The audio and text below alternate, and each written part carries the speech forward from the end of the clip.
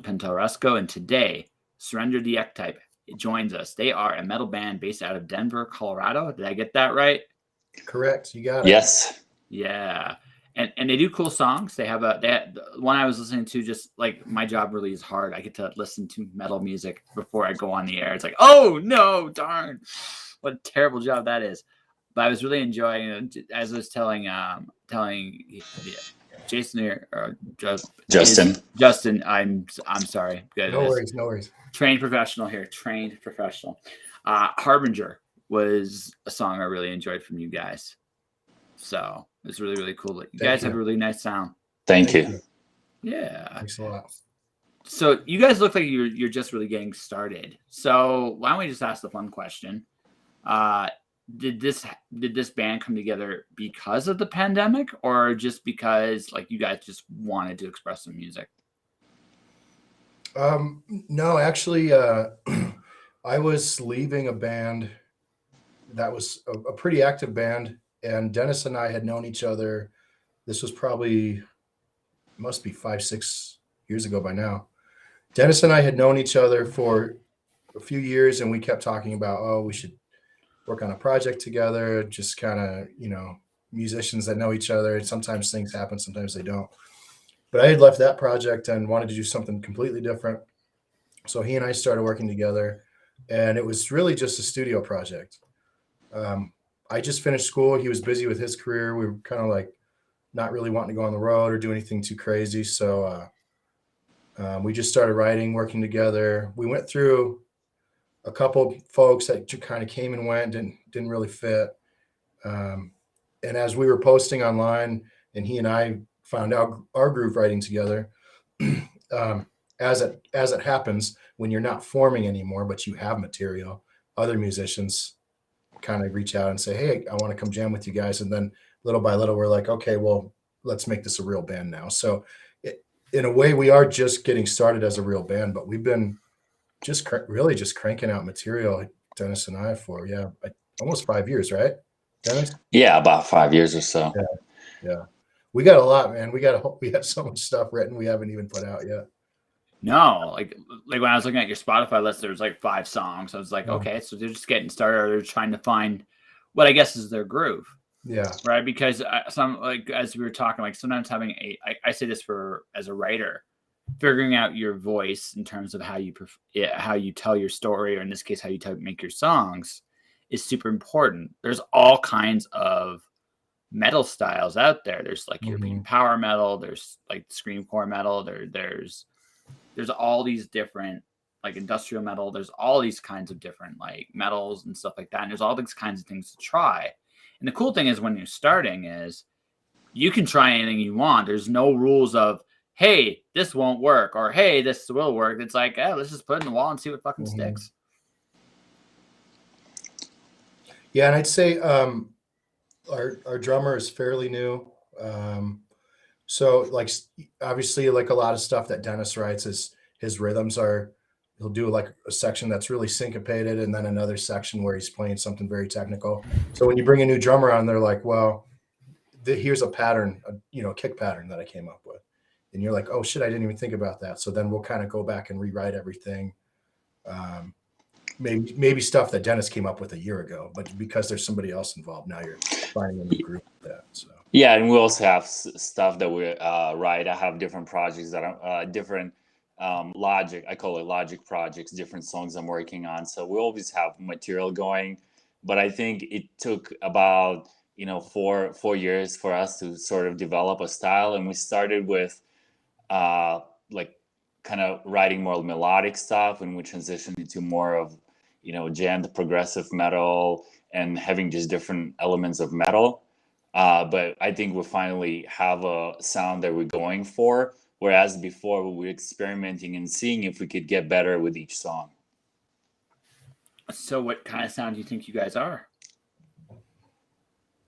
I wouldn't define it like necessarily like as one, because we're trying different elements. And I think on our latest songs, I tried to write some interesting keyboard patterns, keyboard melodies. And that kind of comes from maybe sort of influence from more of melodic bands like Children of Bottom or a little bit of Dragon Force. And I know it may not be as fast, but it has certain elements. Also bands like Born of Osiris. So I wouldn't necessarily say we're one style. I think we're, like I said, trying different elements and trying to come up with our own style. So, but I would consider, if you give me one style, I would say it's progressive metal. Feel the same way, Justin? Yeah, I was laughing because we recently did a podcast, and the interviewer threw out 20 different styles, and he was saying, how do you guys classify yourself? And I was talking about, when we look at our Google Analytics, like, how do we appear when people search for us, and it's always surprising to us, like what keywords our videos pop up on. But like, it's like Dennis was saying, one part of a song, we're like, okay, this is inspired by some technical, this was a power metal riff, and the next part is gent, and then the next part is Death deathcore. metal. Yeah. So I know metalheads that they'll narrow things down to, like, that's post-hardcore grind, like, 20 hertz. And I'm like, sure, man, it sounds good, whatever. Yeah. Well, no, I totally get that. I went, sometimes it's like, I definitely heard Dragon Force in your stuff, by the way. Dragon Force is definitely, I think it was Outlier, kind of reminded me of something like, I think I could see like Dragon Force, like, that's cool, let's try it, right? I could definitely see that. So if you take that as a compliment, take that as a compliment. But it's important to figure out, I think, as a creative, whatever your creation is that you care about what you're saying, what you're singing, what you're doing, right? I think, and your style, I think this quote unquote style, quotation mark that, is basically a reflection of what the band itself gives a crap about. Not so much like the technical aspect, but like whatever you're singing about, what you care about, that comes out in your music, no matter what. Well, thank you. That's a great compliment, especially as the vocalist. That's if I'm conveying anything, it's that I'm really serious about what I'm saying in the song, and not trying to come up with something that just because it's catchy or I appreciate that. We do like to sit down and think about what we're saying, and I'm glad it's coming through. Yeah. I think that's secret. I think that's a secret to good art, period. Mm-hmm. It's not about don't get me wrong. I'm not saying the technical stuff isn't important. Sure, it is. But that is tools to play with and figure out and go for.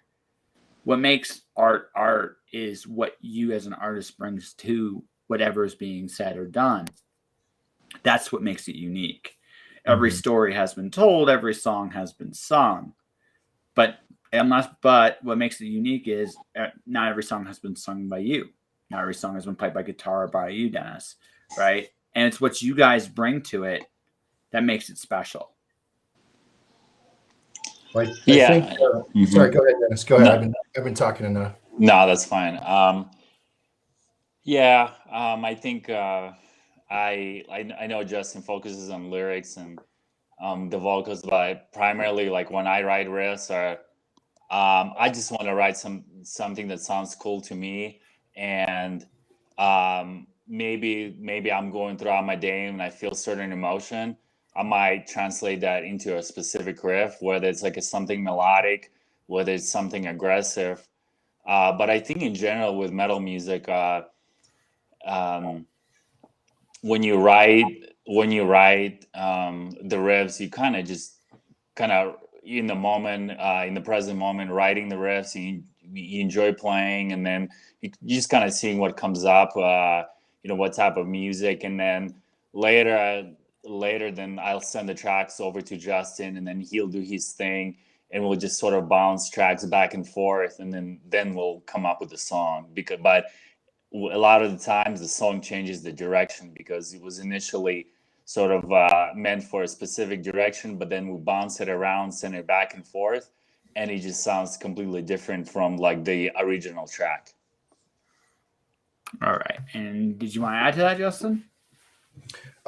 Really what I was thinking, like tonally and content wise, I remember thinking like a few years back, like it was easier to write when you're an angsty kid and you're pissed off all the time and you're frustrated. It's fun to write metal music, and I think in a weird way, this last couple of years has like provided a bit of ammunition for like, Yeah.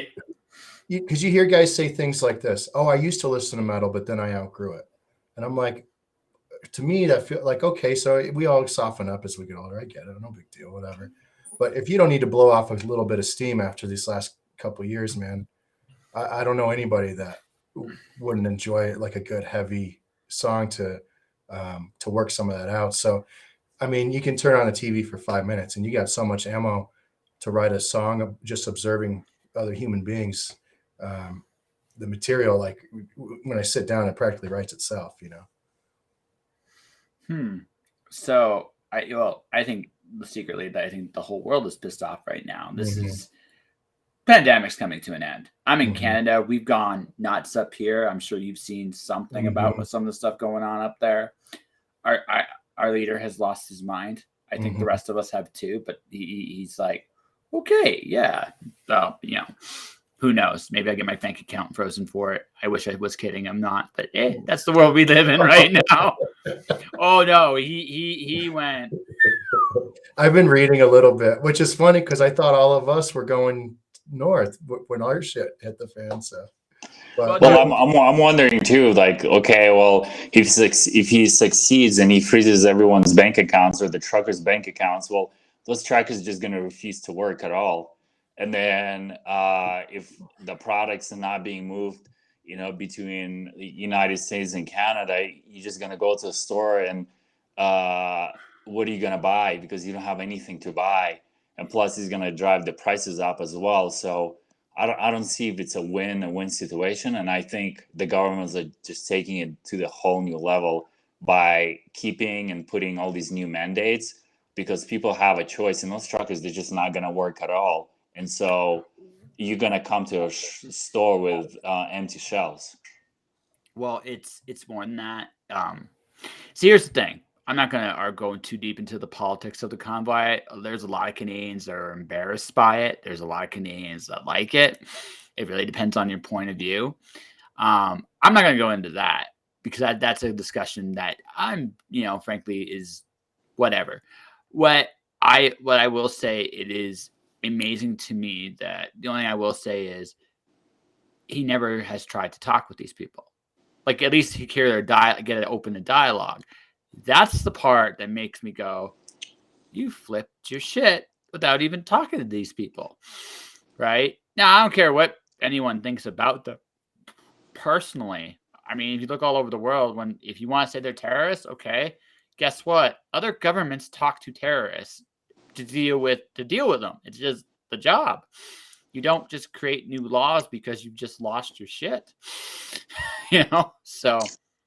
Well, it's also probably conflict of interest because on the one hand, if you have stock ownership and you're getting stock ownership in Pfizer or Moderna or J&J, or you benefit from buying these vaccines, because I heard that he purchased over like 100 million of vaccines. Oh, we have like one of the highest vaccine per person purchases in the world. Like, it's ridiculous, right? You guys are gonna get me on a watch list. I came here to talk about metal. I'm gonna be under surveillance tomorrow morning. Well, you're in the States. There's nothing they can do to you. Me, on the other hand, but I've already lost everything, so it's like, okay, listen. Oh man, but Canada is, at least in the States, the stereotype is that it's wonderful and everybody's so sweet and gets along. Right? Oh yeah. Even Canada needs a good metal song right now, right? Oh, absolutely. It's time. It's time. Everybody's ready to throw down. We got to start working the stuff out. So. Yeah. Well, see, I think how to put this with metal. Metal's great. I think it's easier when you're younger because you are legitimately. You have legitimate reasons to always be pissed off at the world. We're just listing one. There's many reasons to be pissed off at the world because, let's be blunt, sometimes it really blows. Mm-hmm. And when you're younger, you have the drive to change it. Mm-hmm. So it's really easy to come up with anger. When you get older, here's what gets in the way of this shit. When you get older, you're still pissed off. Like I said, Lord knows I have plenty of reason to be pissed off right now, Mm-hmm. right? But what happens is that you realize that the world isn't quite as simple as you thought it was, and there's a lot of different things you consider that you've never considered before.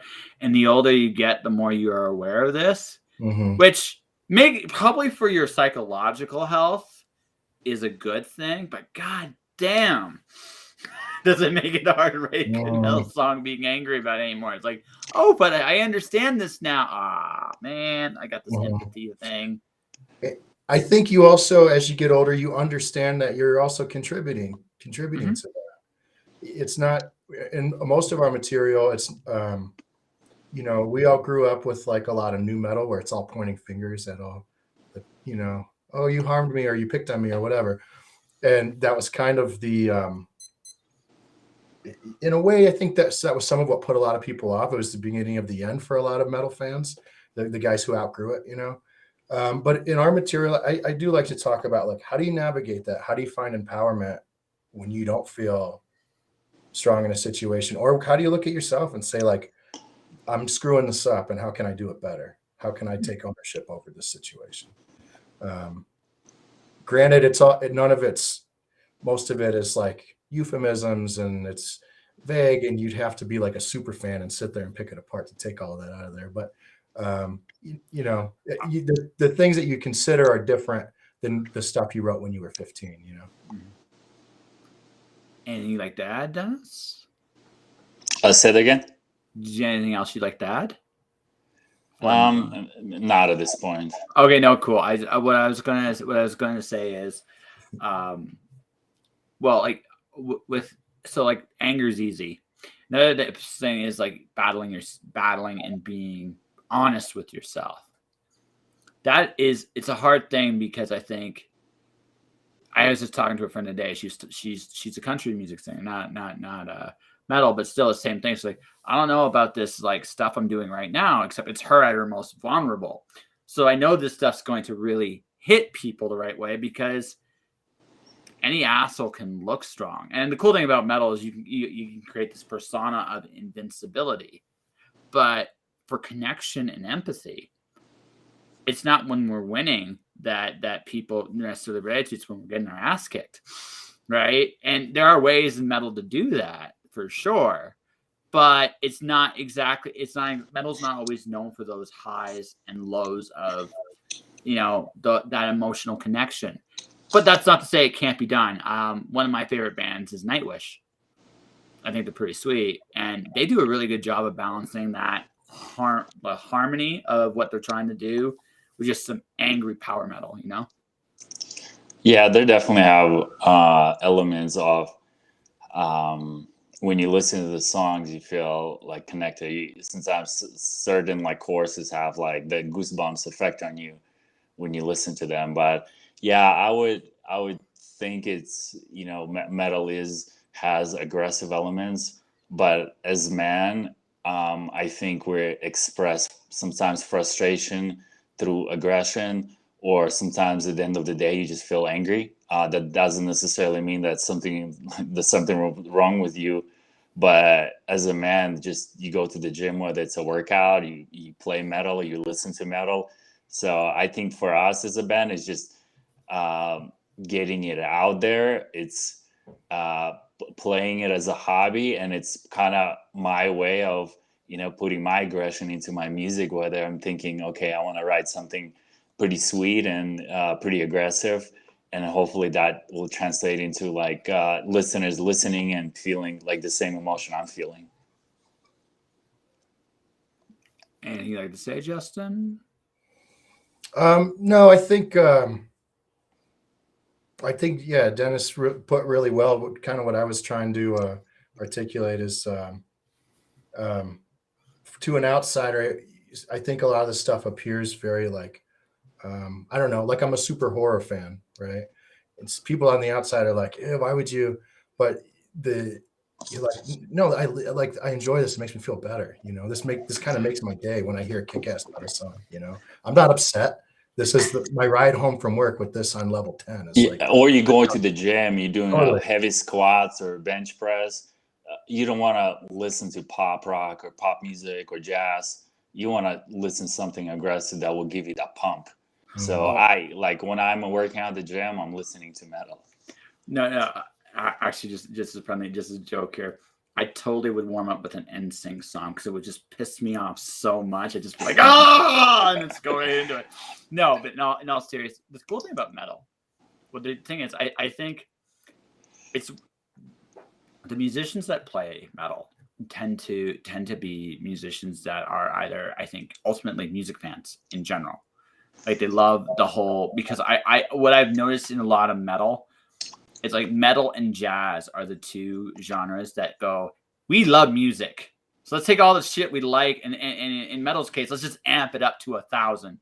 Jazz's case, let's see how we can take the Ferris wheel. Let's see where we can spin this bad boy and where we can go from here. But both are the same thing. Like we love good music and we want to play it in a cool way. And there's some really creative, like there's some metal bands that do some incredible stuff. But going into like getting your anger and aggression out, cool thing about going into a mosh pit, I still do that even at the age of 40. I still go into the mosh pit. I don't go in as long anymore, but I'll still bang for a few hours at least, and that's is your aggression's gone. Like your aggression. I think it's a healthy aggression. Yeah, there are healthy ways to express aggression. Like you're not going outside of a bar and picking a fight, but you are going into a crowd of mosh pit where it's legal. There are no legal consequences whether you elbow somebody or you accidentally push somebody too hard. So it's a good way of expressing your aggression, just like a mixed martial arts. You know, you go into a kickboxing class or jiu-jitsu, you push each other, you roll around. At the end of the class, you gave it all. You feel great. I feel great going to a metal concert from the mosh pit. After I'm finished, I feel great. Yep. Well, it's the rules that make the mosh pit fun. There are some unwritten rules, ladies and gentlemen. For example, try not to hit somebody from behind. Like you can push into them, but it's pretty tough on the spine. Yeah. Well, so the only time I ever got pissed off in a mosh pit, kidney shot, elbow. Right, it's like it was deliberate. I turned around, it's like you do that again, I drop you right here and there. He backed off because he realized he kind of crossed the line. But the other thing is, if someone goes down, this is the thing about a mosh pit. If someone goes down, people pick you up because again, it's about letting that aggression out in a constructive way. No one's really trying to hurt you permanently. You're gonna come out the next day going, I can't move, but I feel so good. Right? Sometimes you're gonna just feel like great, like, but it's like you're not trying to like really just hurt somebody. Everybody's just getting their aggressions out. It feels good. You scream and howl at the heavens, and everybody just feels better. And then when I tend, with all the, maybe I'm wrong about this. I find most people that are into metal are actually probably some of the nicest people, and also some of the biggest softies. Like they can bring out this persona when they go out on the stage. But when it's over, you just like, wow, you guys are really sweet. Shh, don't ruin my image. Yeah, we had a funny story. We had our bass player, Bryson. He broke his foot in the mosh pit. As they lay dying. Yeah, it was his birthday, and we went to As a Lay Dying concert, and he broke his foot. So he definitely has an interesting memory of experience of going to a concert and going into a mosh pit. Ugh. Mine's a lot gentler. I got dinged in the head by a wheelchair. Oh, wow. No. The dude was actually getting ridden in his wheelchair above the ground. Yeah. It was amazing to watch. You just, when you're on the ground, just screaming your head off, relaxing, you expect to get hit in the head with the wheel, and you look up.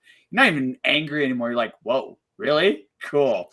Right? Because it's like you don't see that guy in a wheelchair just getting carted all the way up to the front. I never seen anything like that in my life. That was a Amon Amarth concert, by the way. So it's like I never saw anything like that, and before or since. It's like, but yeah, that's the other last thing about mosh pits. They're wild. Anything can happen in there.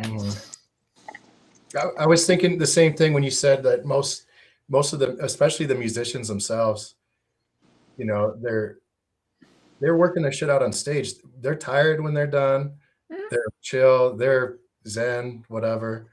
But I remember I always kind of get a kick out of inviting folks outside of the community. Hey, you got an extra ticket? You want to come? And we had a friend go, and she had never been to a metal show at all, and we had passed us. So I said, well, let's go backstage and say what's up to the bands. And she was like, really? Like, I think she saw too many movies to where she thought it was going to be like, I don't know, like drugs and crazy sex and all this, but it's like mostly just like 10 dudes sitting around like having beers, and they stand up and shake your hand when you walk in, and everybody's nice and they want to talk to you. And Yeah. it was cool to like watch that anxiety melt away, to show like most of these guys are actually, they're pretty good dudes. They put on this gnarly front and it's part of the show.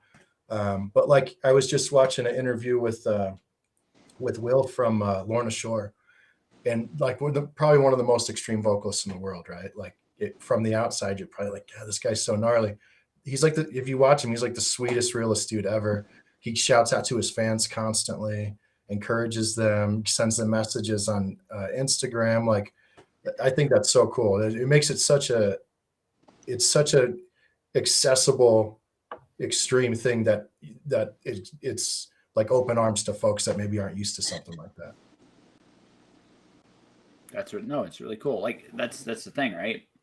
People, like 90% of people you meet in this industry. I'm not saying there aren't assholes in there. Sometimes there are days you're like, I just not feeling it. I just need my space. Mm-hmm. For the most part, they're good people, and when you're done, they're people again. They're like, hey, I got that persona out there. I got all that anger out. I got my therapy session for the night. Tomorrow, I got to figure out how I'm going to do this again because I'm tired right now. And then all of a sudden, you see people that are really nice to you, say, hey, awesome show. And you're like, this feels really nice. Don't cry. Just don't cry. You know? So, but,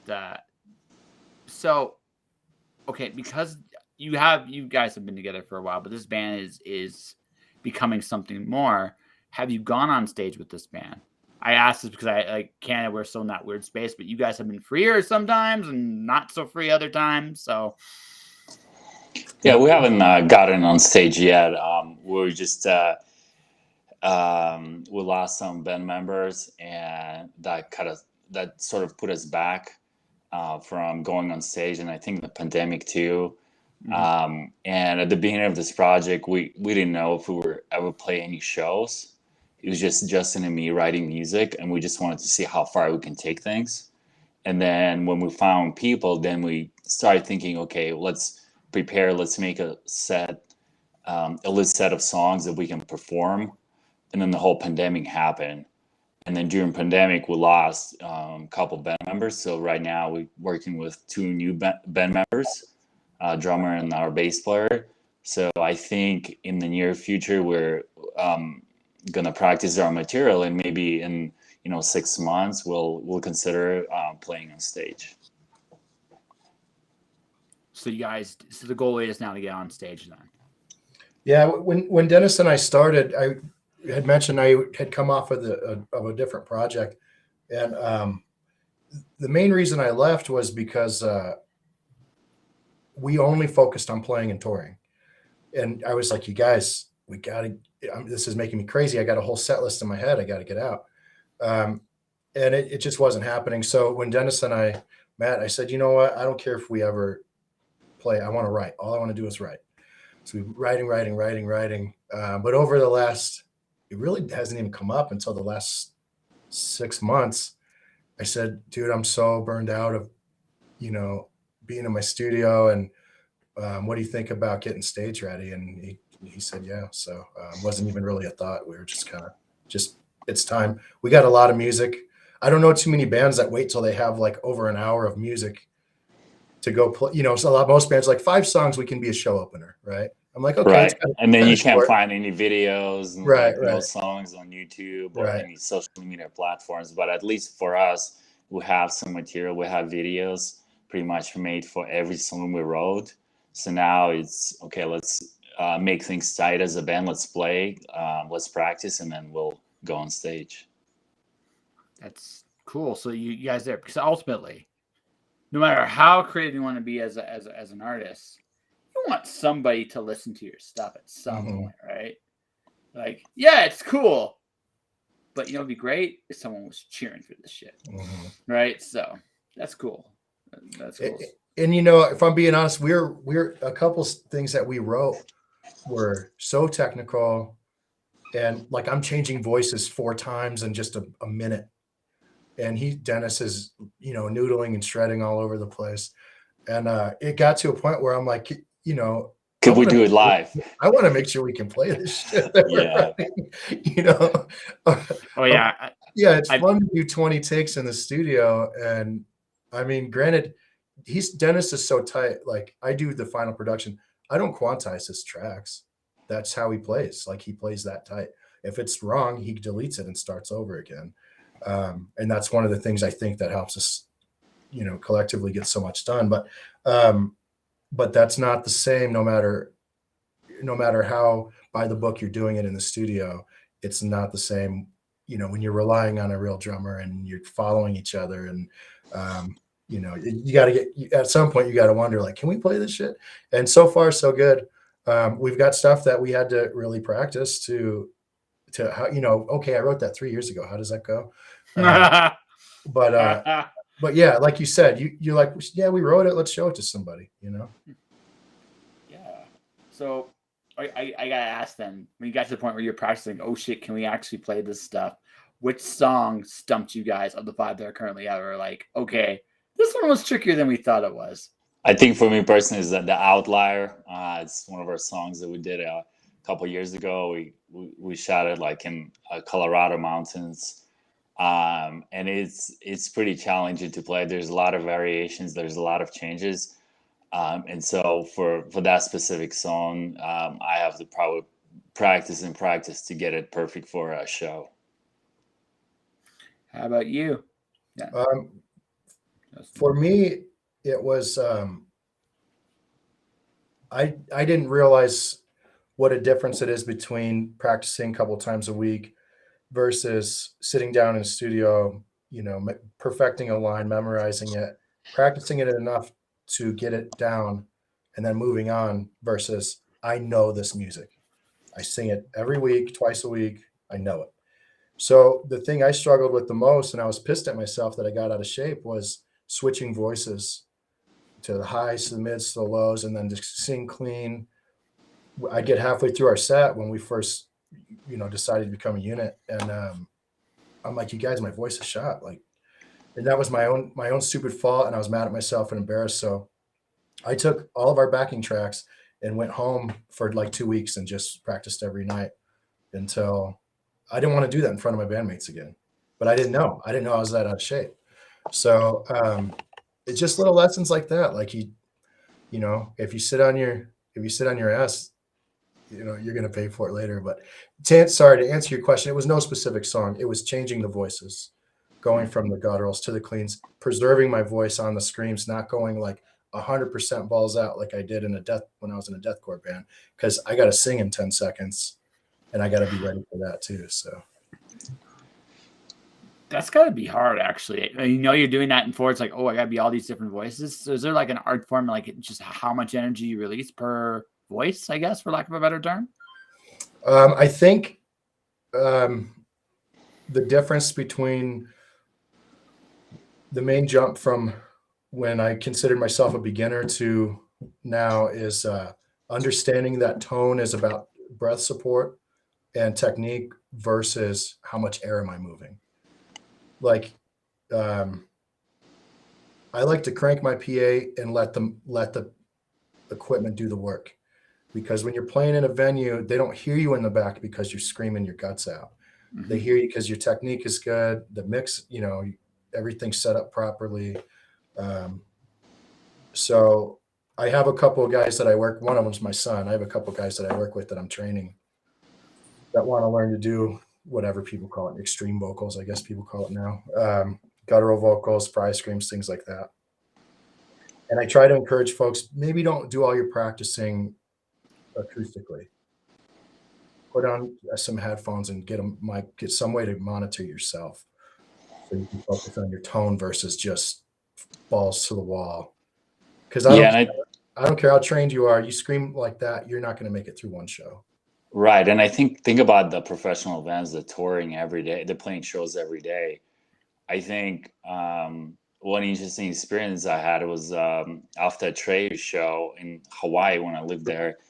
Is I noticed that the vocalist was like there was the after party on the boat, and the vocalist was the quietest person at the party because I'm like, why is he not talking to anybody? Everybody's drinking, everybody's having fun. But now that I understand that he was resting his voice, and so with extreme vocals, you really have to rest your voice so it's prepared for the next day because these are extreme vocals and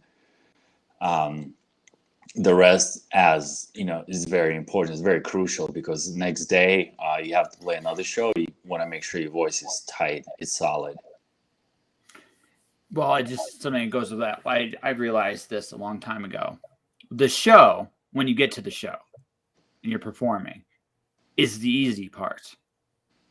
The hard part is all the preparation that goes into the show. In your case, mastering your vocals, trying to get them to the point where, okay, they're good. I can do a whole show and not die. And then it's like, okay, what guitar techniques? What am I doing here?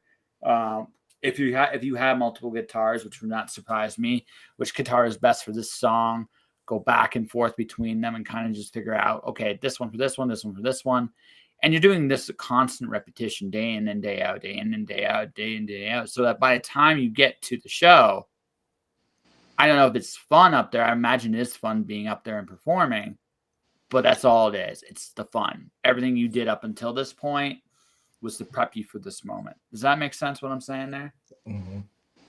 Yeah, I think so. And I think it just comes down to what do you practice the most. If you spend a lot of time on stage, you feel comfortable doing is the easy part. But I think in our case, it might be the opposite. Even though we do put a lot of work into writing and practicing at home, I haven't played shows in probably over 13 years since my last band. So I'll probably have to set my foot on the stage and see how I feel about it. But there's truth to the to what you mentioned about doing all the work at home, practicing, writing, and then when you set on your foot on stage, you feel comfortable. So for us, I think we need to get more comfortable with the stage because there's a concept called ring rust for like mixed martial arts.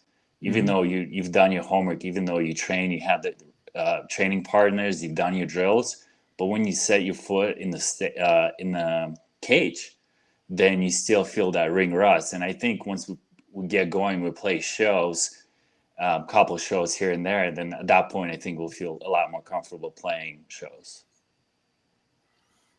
So can I ask, is it just the time away that makes you nervous, or is there any other anxieties that are in your head about going back on the stage? Yeah, I don't think it's necessarily like my like internal anxiety. I think it's more of, you know, what if we're playing a show and then we have equipment failure, maybe we have a backing track for keyboard that something stops or freezes, whereas like if we practice, we can practice one song at a time, we can go back and adjust. But when you play shows, a lot of things can go wrong. Your cable can break or just not play, or your backing track just may not play, or somebody shifts and that they mess up. So it not necessarily my personal anxiety, but playing it as a band and just making sure that the equipment that we're using also delivers. Sounds like you're a perfectionist a bit. Oh, you haven't worked with me. Well, listen, like if you're gonna pay your money, come to the show. Like, we want to make sure we perform great. Like when you leave, I want you to feel great about coming to our show. And and that's why we in the past we didn't play shows, because we wanted to get it to a point where we sound really solid as a band. Oh yeah, I can respect the pride in trying to do the best possible show you can. I totally respect that. I get that a lot. I just sent my next book release to my editor and she's going to eviscerate it. It's going to be, Mm-hmm. I'm going to come out of it with some tears, a little bit of tears. Like, I'm going to fix it. I just need a moment, right? Because again, trying to get out that final product, you want the best possible Mm-hmm. product you can have. And I totally get that. But Yeah, and yeah, sorry, go ahead.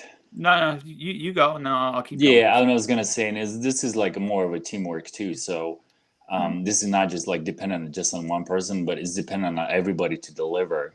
So, like for example, the drummer is like the most important element of the band. Is like the drummer has to show up and you know deliver because everybody's pretty much following the drummer. So I think this is more of like a teamwork, and if everybody puts in the work and everybody feels solid, then we can play a solid show.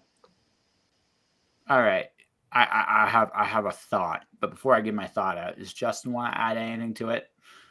Well, I liked what your timing for talking about your editor was really perfect because I was just busting balls about Dennis being a perfectionist, but we edit each other like crazy because I think when you're 20, you just want to be on stage, man. You might phone in a couple songs just to complete your set list to get out there and get your music out. And totally been there, right? Just get it done. We're getting close. I want to be out there. I want to be seen. But now we're to a stage, like Dennis said, where we just want it to be exactly how we want it. We want it to be right before it ever sees the light of day. And I've definitely sent him tracks, and when we first started working together years ago, and I'd say, "Yeah, I think the song is done. Like, I think it's good enough." And he's like, "No, it's not. It's not. You can do better. I've heard you do better. Do it right." And in the moment, I was so annoyed, but looking back on that music, I'm like, "Fuck, it's so much better now," because I had an editor to tell me, like, "You're kind of phoning it in. Like, you can spend more time on this." And to me, I thought 4 hours on a song was a long time at that time. Now I'm like, a month in, like however long it takes, man. But as long as you enjoy the process, Yeah, like totally. like when I write songs, like I enjoy it. Like it never feels like work for me. Mhm. There are certain elements in this band that I feel like it's work. Maybe shooting the video, like going into a place, finding a place outside, and just working on that video is probably the least part that I Yeah. like. But And I do enjoy watching the videos that Justin edits. yeah, and we're hot and bitching at each other. Yeah. But that being said, there's never ever been a time where I've asked Dennis where like I'm writing a chorus and I'm like some of these notes are clashing. There's been some that he's probably changed 5 times just so I could get the melody right. Not everybody's willing to do that. Some musicians will be like screw you, man. I already sent you 3 versions. Like if you don't like it, too bad. But that's just not this project. So I'm of two minds on this. So I'm gonna. Do you mind if I'm a devil's advocate for a second, and then I'm Sure, going to tell you what I like totally. about it. Mm-hmm. There is something about the 20-year-old's mentality that's good. I started drawing just for fun, right? About a year ago, a little bit over a year ago now, and I'm drawing with people that work for some big studios. Like I drew somebody that works for Warner Brothers. I drew somebody that actually works on the sets of Game of Thrones. Like some pretty big people. And I was not afraid to suck in front of them at all. Mm-hmm. And I think there's a little bit of that's a great thing. Because even though your final product may suck, let's be honest. Sometimes, and you know this too, when you write a song, you're like, hey, this is really good. And you play it and you're like, I'm not sure what I was thinking in that moment. Totally. I don't know. Like we totally. Like when I write something, it's like, I'm brilliant. And then you read it and you're like, I think I'm on drugs. I think, what was I thinking right here? Like right here, I was like, what was I doing? We all have that stuff. We have to work through that stuff. But I think there is something to be said that, it's like, fuck it. I'm going to put it out there. I'm not going to worry about what people think. It's the best I feel I can do right now. Sure. Let's go out there and let's just swing. Sometimes it will still suck. Mm-hmm. But it'll help you move on to the next song or the next project or the next whatever too. So I guess what I'm saying is I'm not saying don't polish and maybe the most professional job you can. That's not what I'm saying. But once you're out on the stage, once you're out there, I think the real challenge I think you guys have as musicians is once you've gotten to the stage, it doesn't matter if the guitar conks out. Doesn't matter if the lights in the power studio just explodes. It doesn't matter. Well, I hope it doesn't do that because that'll be the end of the venue for a while. But but you get what I mean. Like unexpected things are going to happen. On the one hand, you can look at it, it's like, oh, it's a terrible experience. On the other hand, it can be a wonderful experience. It forces you guys to improvise. It forces you guys to find a new way to express that song. And yeah, it may not be what you want, but you're still putting it out there. And I think that might be the most important thing at the end of the day. Does that make sense what I'm saying there? Totally. Yeah, and I think we went through that like stage of putting music out and playing the shows. It's like, think of a product. Like if you had a product that you were selling to consumers, like maybe you have experimented with putting products where you spend less time on it, and then now you learn all these lessons on how to make a better product. And now instead of rushing the product to the market, then you take this product, make the improvements, and make the improvements that things that you've learned from your past products, and then now you have a better product, right? So that could be a benefit to what we do. But I could see your point, whereas playing a show, there's really not, you cannot control everything. You just can pretty much control what you do. And so if things fail, then hey, it is what it is. Yeah. And by the way, I put it out in the ether, so I'm going to say this right now. I sincerely hope the building doesn't explode while you guys are playing. Yeah, I hope not. If it happens, listen, I'm sorry. I'm just going to say that right now. I'm sorry. But I was just going to say, I appreciate what you're saying about, I mean, I like things to be super tight in particular, but sometimes I want to sit down and listen to like some shittily produced punk music that somebody's just pouring their heart out in the moment, and it's not polished, and it's to somebody that doesn't get it, they might say like, why would you even put this out there? But like, I hear you. There's something about being in the moment and just going for it. And the stuff that I was doing when I was a kid, I didn't really even know how to time vocals properly. I was writing phrases that didn't even fit in the timing of the song, right? And my bandmates are like, what are you doing? And I'm like, well, these are the lyrics I wrote, okay? Like, it's good enough. It's good enough, okay? Some of it was just, I didn't have the experience to look at it and say like, okay, that doesn't work, and I would force it.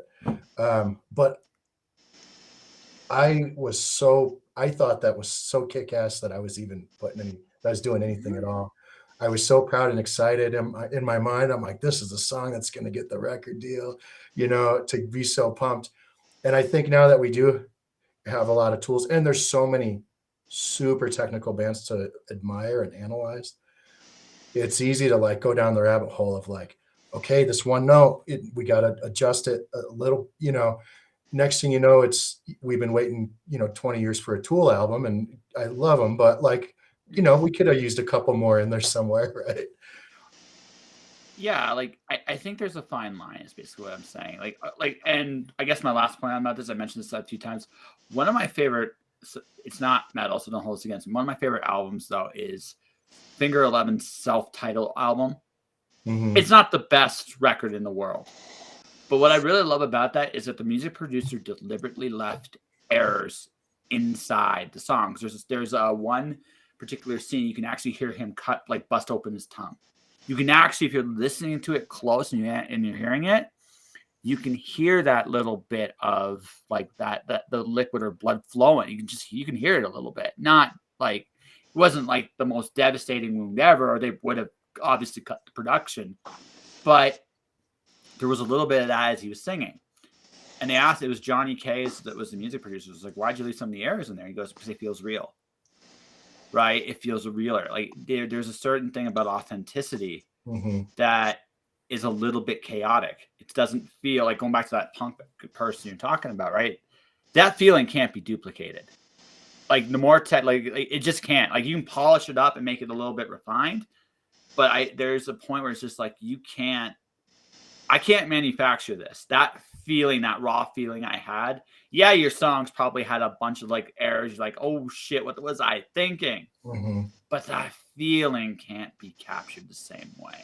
You know what I mean? So it's a tricky balance because you want that feeling because that's what will connect your audience. Mm-hmm. But you don't want it to be I'm trying to cram these lyrics down this little line here that doesn't fucking work. Right. But I'm doing it anyway. Right.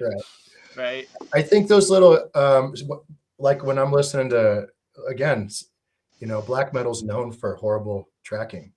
It's a thing. You track your drums terribly. There's jokes about it, but the play school recorder, there's memes about how to, you know, black metal studio, whatever. But I think things like that can make you feel like you're part of it. Like you're not a spectator.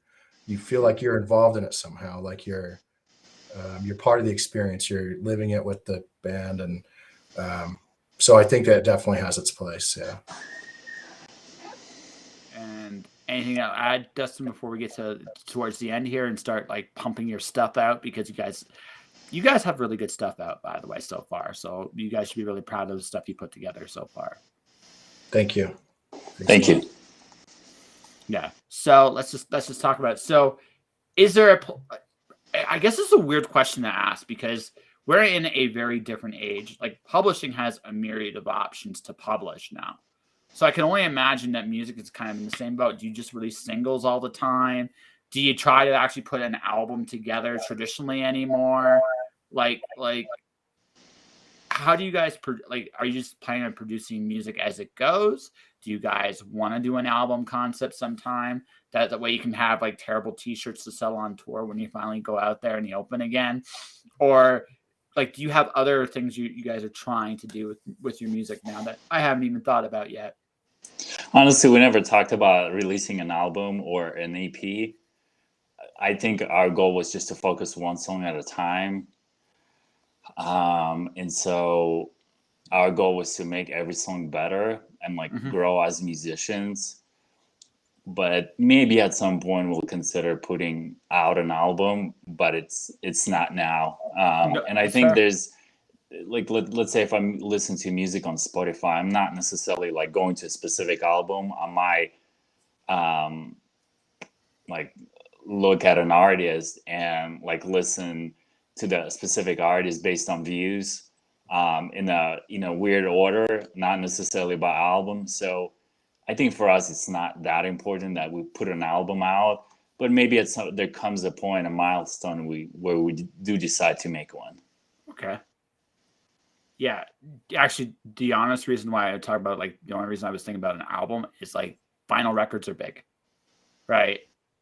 Some of your songs would be cool in that format for sure. And I was just like, that's all the only reason I brought that up. But you're right. Like you go listen to Spotify, if you go listen to Bandcamp or any of these things, it's songs that move people, not albums that move people anymore. And that's totally fine, by the way. So you're just going to have a zillion songs when you're ready to tour. You're like, we're just going to pick a whole bunch and just kind of go with it. Pretty much. I think when we started, you know, Jared Dines was blowing up on YouTube. You have artists like Lauren Babick who, you know, does a video a week or however she does it. So it's the folks that we were kind of paying attention to were like single, and it was keeping the buzz alive, which is, you know, you do digital media, you know, it's all about consistency. And though sometimes we spend more time on material than we want to, but it happens. Those lyrics, man, you gotta take them out. Take them out. You can't just keep saying a bunch of bullshit. So, and I the other day I saw a band selling tapes they were selling them on Instagram, and my initial thought was like, no one's gonna go get a tape player but I thought I want to hear. There's certain stuff I want to hear on tape. I have a record player. My son has a record collection. He's in high school. These things, the singles have their place, but there's something pretty kick-ass about getting a vinyl and hearing it. So if you would ask me a year ago, I would have said an EP is a waste of time, but I'm starting to understand why people want them back. Yeah. like no, I totally get like me. I'm not gonna lie. I still get CDs. I'm not gonna hold. I don't hold it against me. I'm old and I'm aged. I'm the old man yelling at the cloud. You can like you can totally get me on that. But the reason I bring it up like that is I just realized like we all have like our favorite ways of listening to music, right? Not to say that there's anything wrong with like Spotify or band, like however you want to do it. That's totally you guys' call. But yeah, man, like there's a cool little. Never, I've learned this. Never underestimate the power of a physical object in people's hands. Because when you have that, people go, "Oh shit, that's cool." Yeah, it is. Yeah, it is. Unless it cannot be erased, right? Like if your computer crashes, you might lose it. I don't know, but of course, yeah, Spotify, you have YouTube. Everything is pretty much stored digitally, like on cloud. But if it's CD, you say, okay, I bought the CD, I have it, it's mine. Yeah. Okay, we're gonna shift gears slightly, and then we'll get you to the wonderful plugs and play since we talked about like different things. Okay, what was the albums you guys listened to that made you say, "Yeah, I want to do this"? Oh, jeez. I haven't listened to like a You full had to be- album. I think like the latest band I've been listening to is Invisions. Like Justin told me about it. I think they're from UK, like a metal band from UK. So I've been listening to their singles, but not specifically albums. So nothing lately for me. Were you saying growing up or growing up, not what's the current recently? influences? Well, I know Dennis and I have talked. I know growing up, one of yours was Children of Bodom, right? Oh yeah. That one is a big one for me specifically. Okay, yeah. I thought your question was like lately. Oh no, like, no. See, but here's the thing. I know this. Okay, I'm a writer. Ray Bradbury's my jam. He always will be. He always Fahrenheit 451, Martian Chronicles. That shit. I love that shit. Now I may be like the only nerd in the corner that loves that shit. I don't fucking care. I said that's my band. You guys are metal. You guys are metal. You're music fans. You have to be because just of all the stuff you guys are playing with. So there had to be like a band or an album or a song that made you go, "Holy shit, I want to do this." And I'm just really curious what that is. Yeah, I would agree with Justin. Children of Bodom album. I think it's a realization that you can take a lot of classical elements, like classical music, and like translate them into metal music. Because I wasn't like, I was trained to play classical music, and I wasn't excited about playing it. Just there's technical riffs involved and technical music, and it's hard to play, but I wasn't excited about it. But when I heard the Children of Bodom album, I realized, wow, you can play these melodies like with a distortion pedal and like sound metal. Yeah. Okay, Justin, what's yours? I think it probably started when I was a little kid. Most of my friends were listening to rap and stuff, and I still like hip hop. I liked it then, but I wasn't like I wasn't pumped like I want to grow up and be a rapper. But I remember seeing like Motley Crue and Guns N' Roses on TV when I was like a little kid, and they always had all these girls around, and I didn't know why that fascinated me so much. Just got in my mind that I want that kind of attention, you know? So I grew up it was kind of weird. Like I didn't even really have to sneak albums like that. I would save up my own money, and my folks were kind of cool about it. They were strict on other things, but they're like, whatever art you want to consume. So I would get the whatever new hair metal, whatever was out. But as that kind of went out of style and I grew up, I think the first song that really blew my mind vocally was when I saw the video for Ruin by Lamb of God, and Randy Blythe opens with that, like, wow. And it's a long scream, and he's like screaming in that lady's face, and it's like blowing her hair back. And I'd never seen anything like that ballsy before. And I was like, well, that's it, man. Like, I want to do that. That's cool. So the seed was planted at a young age. And then I graduated to music that you don't really get all the girls that Motley Crue did. But it's still my shit. I still love it. Hey, dude, I have a lot more respect for you right now than I did when this started. I got in the metal to get laid, guys, or I chase mean, girls. hey, Yeah. anyone who says that they picked up an instrument for any other reason is a liar, even if they didn't understand it at the time. You may not understand it why you're doing It's it. subconsciously, right? It's subconscious. But here's the thing, you fall in love with what you're doing, Oh yeah. and any bullshit motivation, you kind of, you're like, why did I even start? Now I'm obsessed with this thing. Yeah, and passion now is attractive. right now Passion I'm is totally attractive. isolated. I show girls my music and they're scared, right?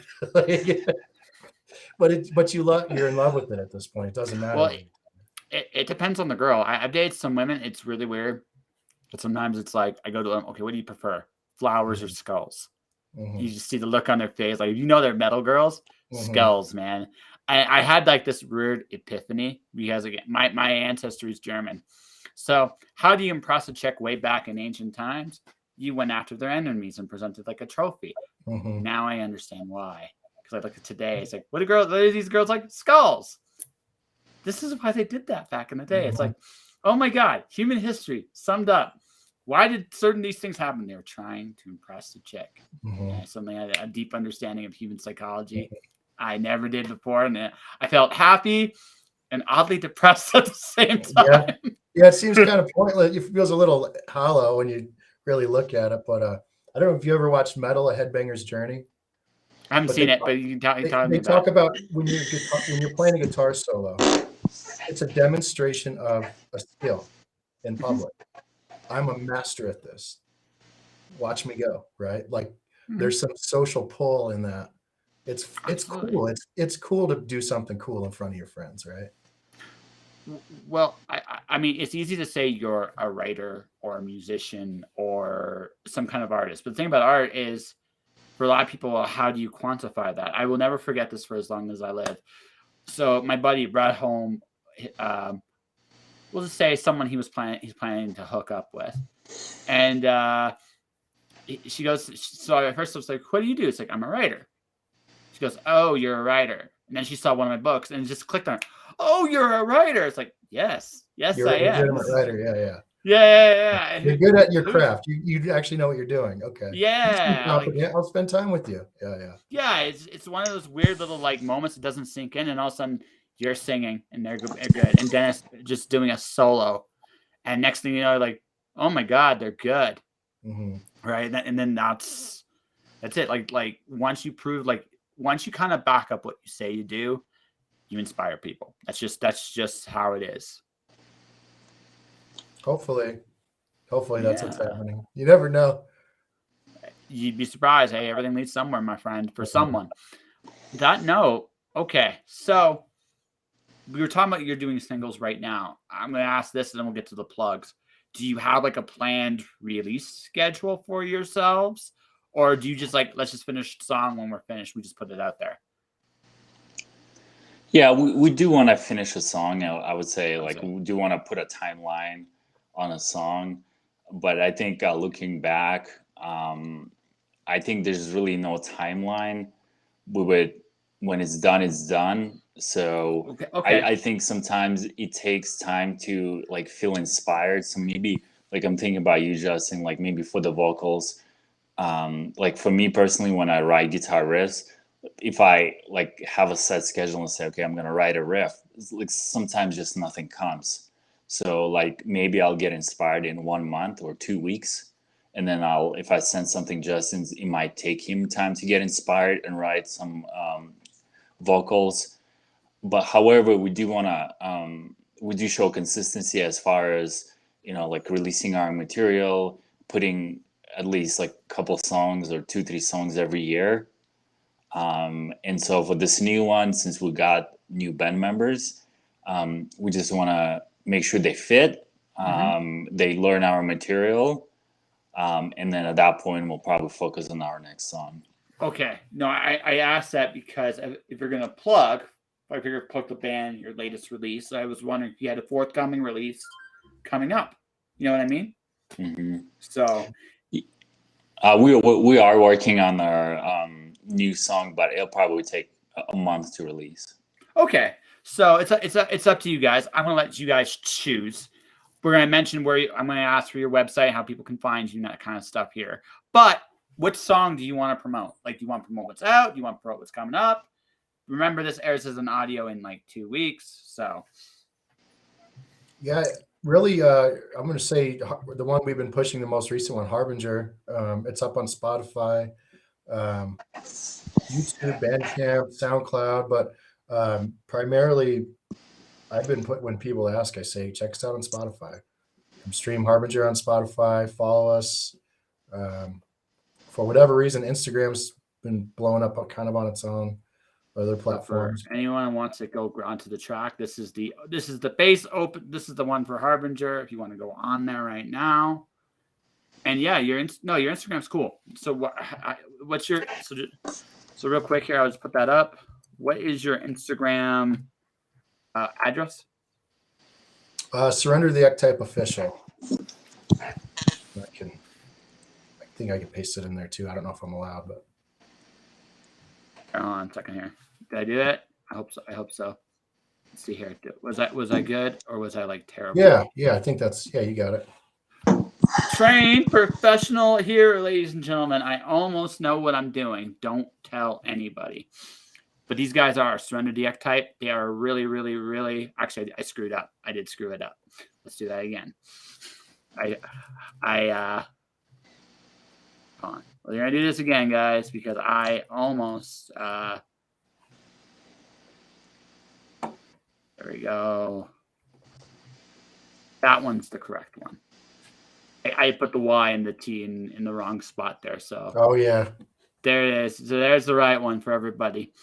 So guys, go check them out. They are a really cool band. They do some amazing work. I really dig Harbinger. It's one of my favorites on theirs. The other one I'm a personal fan of, folks, if you want to know, is Outlier. I think that's a really cool song. But they have 5 songs you can currently listen to, and they're really, really good.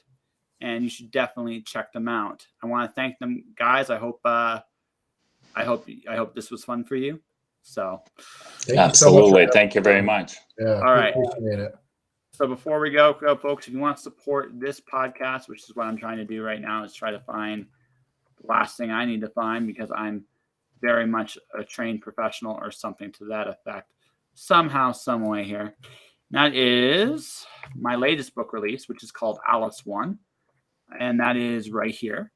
It's Alice in Wonderland and Greek mythology. Alice is Pandora. Alice chases the Queen of Hearts over the edge of the world and ends up in the Greek underworld. There, she must play Jason of the Argonauts, a game of croquet, to escape. And during the journey in the maze, Alice and company discover gods, monsters, and the most terrifying thing of all, themselves. Available now. Definitely pick it up if you guys want to do that. Beyond that, guys, definitely check out their music. It's really cool. For everybody watching, everybody listening, thank you for watching. Thank you for listening. Stay inspired. Keep shining in the dark. And I'll see you guys tomorrow.